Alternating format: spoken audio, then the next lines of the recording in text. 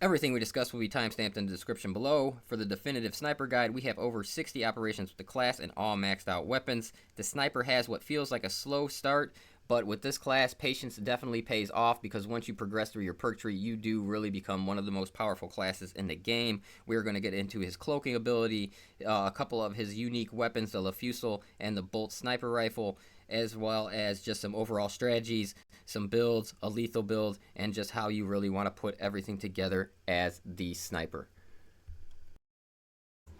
Alright, something with the camo cloak, a lot of people don't seem to, like, I don't know if they don't realize it, but when you break your camo cloak, that is where your recharge timer for your cloak stays. So for example, watch, I'm going to use my cloak, and then I'm going to instantly fire my pistol and break my cloak, and you'll see my recharge timer stays nearly full. As you see, I already got my cloak back.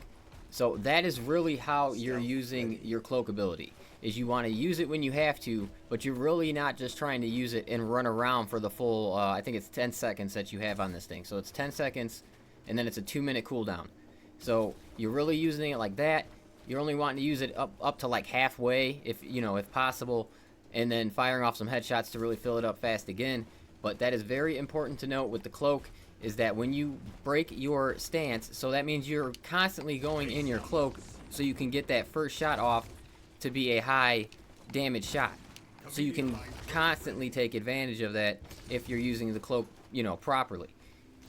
So, with the charge, unfortunately with the charge you have to charge it up, so you have to stay a little longer in the cloak to get your shot off.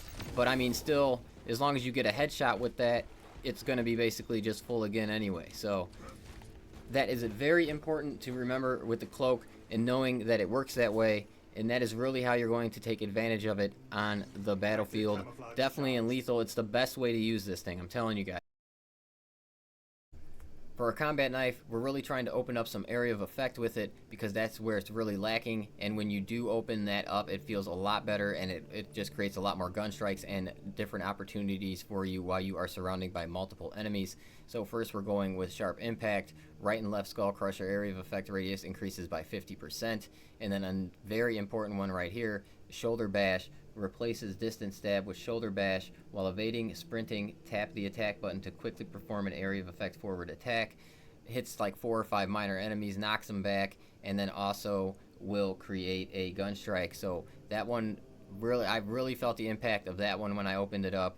And then we have this last one right here, Tide of Battle. Power wave forward distance increases from 4 to 8 meters for Whirlwind Slash. So like I said, really opening up the area of effect, trying to hit as many targets with our knife at once as we can, because I feel like that is really the only weakness of the knife. So when you open up those aspects of it, I feel like it becomes much more balanced and a lot better to use.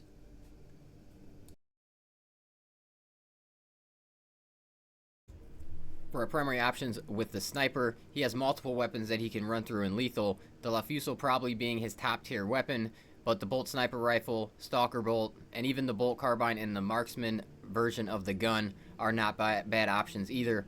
So for my Lafusel, I usually like to take this standard version, which gives me a little more ammo right here in my magazine. And then for my perks on this guy, I'm looking for my headshot, and I like my gun to charge a little faster. So we're gaining 30% on our charge speed, 30% on our headshots, and then some extra ammo reserve. Now, if you're having troubles with ammo with this gun, you can sacrifice this 15% shot charge and go for the maximum ammo reserve right here, and then you'll just go to right over here, pop up, grab those headshot damages, and then go all the way, follow the same course after that. And then if you do take that way, you also get a little more radius on your beam. So, either one, I found both of them to be pretty nice. I just really like in higher difficulties with my shots charging really fast. So that's usually why I go with that one. But both of them are good to pick. So like I said, this is one of the best weapons in the entire game. So this is a very strong weapon. Let's move on to the Bolt carbine. Like I said, I was not a fan of this weapon until I switched it over to the marksman version. And I'm going to tell you, in the marksman version, it may not be quite on the level as the stalker, but it becomes very, very close, because what it loses in damage, it gains in fire rate. And then the reason why I really think it's not quite on the Stalker level is because it doesn't have a scope, and it does not, or it has it has some decent kickback when you're firing. So the recoil is pretty strong on the gun. So I mean, you can adjust to it. It's not horrible or anything, but it's more than the Stalker. So those, I'm telling you, with the Marksman version, if you haven't tried that, give that a try on the Bolt Carbine, and it does make that a lot more enjoyable on this class. For the SMG version, I really didn't enjoy running it on the Sniper, and I didn't find it. I found it a lot weaker than the Marksman version just overall. I didn't find it as efficient against majors or bosses or anything else. So I definitely recommend the Marksman version on this, and it brings it more in line with the Stalker for sure. And then over to the Bolt Sniper Rifle. This thing is a lot more powerful than I really thought it was going to be. You can, I usually run with the ammo reserve version of the gun, the standard version right here, but that one is up to you. For the perks, I'm going headshot damage. There's basically 4 perks that I think you want to take on this gun. You want to grab this headshot damage, so you get 20% on that. You want this 20% extra ammo reserve, and then this one is like one of the best reload, or one of the best ammo perks in the game. After reloading, your ammo reserve is restored by 50% of the number of enemies you hit. So I mean, just starting off right here, you should usually get at least like 9, a whole magazine back just by hitting your enemies. So that's what really makes this gun pretty powerful, and it's strong. Like when you hit headshots with this thing, it is very strong, and it is extremely good against majors and stuff like that, and hitting range majors across the map. Your ammo is usually staying up pretty high on this gun. So like I said, he has a lot of guns that he can really run in lethal. I definitely find this to be a good gun in lethal, for sure. And then we got the Stalker Bolt Rifle. Top tier gun as well. The thing about this thing, you're really keeping your camo cloak up in this thing because you're hitting so many headshots.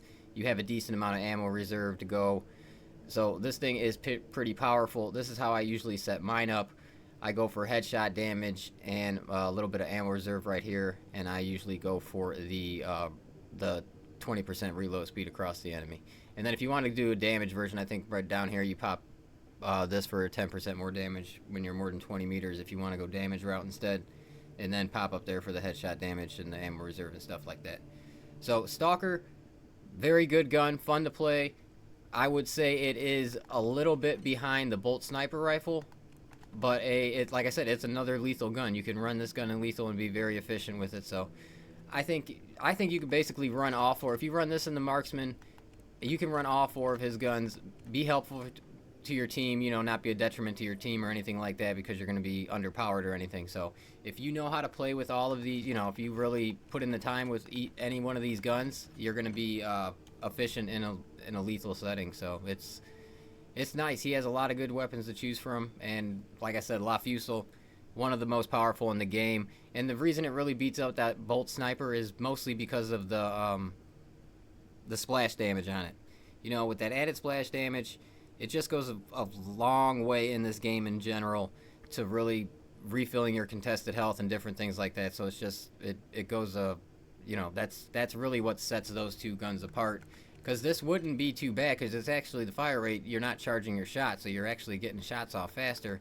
It's just this coupled with the damage and that splash damage added on is just, it makes it better than this. So I really do think this is the top tier gun on the class, but these are all very good options to choose from.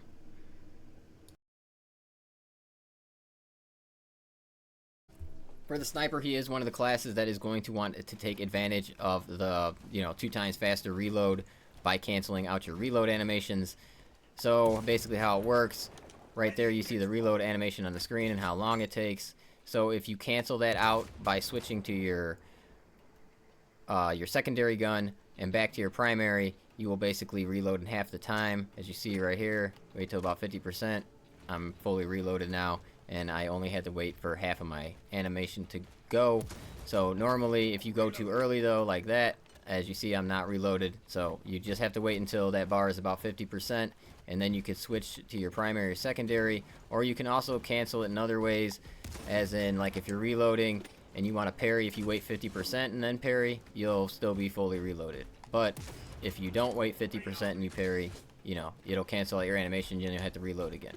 So just remember, you're always waiting for that animation to get at least 50% before you're doing anything but dodging, because dodging you can reload through a dodge, so that's fine. But if you're trying to parry, or if you're trying for our sniper's lethal build, now I like to pair mine with the Lafusel. I mean, I like to pair it with a bunch of guns, but according to that, I'll tell you what perks you're going to want to switch depending on the gun you're taking. So right here, our first one we like is Medic Adept. You revive your squad members 30% faster. The 25% block one is not bad at all, but on lethal and stuff, I feel like this one is very, very important to take, and you really get your squad members. I know 30% doesn't sound like a crazy amount, but it is much, much faster. And then we have Vantage Point. Remaining stationary for 2 seconds increases your primary weapon's damage by 20%. So just anytime you can get in mid-range and start unloading on people, just having that extra 20% added on after standing still a little bit is nice. We have lethal efficiency. Killing more than one enemy with one shot from the Lafusel restores charge by 1. Now on this row, you are picking it according to the gun you're taking. So if you're taking a bolt if you're taking the bolt carbine, you're going with this. And then if you're taking the bolt sniper or the stalker, you're going with the iron grip. One of the strongest team perks in the game right here, Squad Renewal. A headshot kill restores ability charge by 10% for any squad member. I mean, pistols count. If you have the Stalker or the Bolt Carbine Marksman, you're really filling up your Cloak very, very fast with that. Next, we have Renewal. A headshot kill restores Camo Cloak by charge 5%. So I just like to pair these two together. If you feel like you don't need this 5%, you could always go for this Reload one right here. And then we have Targeted Shot. The first ranged attack that breaks Camo Cloak deals 75% more damage, and it pairs very nicely with Lingering Concealment. After performing an attack that breaks Camo Cloak, you remain hidden for 2 seconds. So what you're doing is you're really in and out of your Camo Cloak as much as you can. You're popping in it, you're getting your 75%, and then you're staying in an extra 2 seconds, which is not only allowing you to get another shot, but it's also allowing you to charge your Camo Cloak just a little bit more and possibly get a headshot in there and get it, right back full again. So very, very strong pair of perks right there. And then we have Emergency Override, another very strong in the game, top tier perk right here. When you receive lethal damage, Camo Cloak automatically activates without spending charge, and you become invulnerable for 5 seconds. Cooldown is 180 seconds, so every 3 minutes you're getting a free revive, invulnerable for 5 seconds, and a Camo Cloak. So like I said, top tier perk for sure. And I'm really shocked at that perk. It's kind of confusing to me. Other classes kind of have that in their core abilities, just not the headshot part of it, but equipment charge by 1. And the cooldown is way too long on that thing, so I really hope they do something, they change up that perk somehow. But yeah, this is what I really like to run in lethal. Like I said, I think the Lafusel is probably giving you the strongest build, but you can switch up and go with the other weapons as well, and you still are going to be very powerful in lethal. Alright, I'm going to talk about a setup that I really wanted to work in this game, and it was basically like a rogue or like assassin type sniper. So you would take this right here, Tactical Ambush. The first melee attack that breaks Camo Cloak deals 100% more melee damage, that's a ton more damage. And then you would pair that with the Combat Knife's Shadow Stab. So replace Heavy Swing with Shadow Stab, hold the attack button to charge it, damage is increased by 100% per 1 second of charging. So that's saying, if you're charged for 2 seconds, you're getting 200% added damage. And then, like I said, then you would tie it to this Tactical Ambush right here that gives you 100% onto your melee stab. Now I was hoping that was going to be strong enough to where I could pop out of my cloak and stab like a major enemy in Ruthless or Lethal, and then they'd be ready to kill after like 2 swings or something, But unfortunately, it's not nearly strong enough. The base damage on that Shadow Stab just isn't strong enough, to start with to make 100% enough. So I hope eventually they end up raising this in his perk tree to like 200%, because then I think that could be, I'm not saying I want to be able to like pop out of my cloak, backstab somebody and kill them instantly, but at least backstab them and then they only need like a 1 swing or 2 swings and then they're ready to execute. I think that would be an extremely fun way to play this class. It would be like the assassin, assassin rogue type of it would really switch up the gameplay. I think it would make the SMG more valuable to use, because you would just really use it to pop off a bunch of headshots on minor enemies, and then just use your camo cloak so you can go backstab something else, you know? I think it would be awesome to use it that way, especially with how fast you can get your cloak ability to recharge in this. So that's like a dream build of mine. I did try it. I just wanted to say I tried it for anybody who hasn't, and I was unable to get it to work on higher difficulties, unfortunately.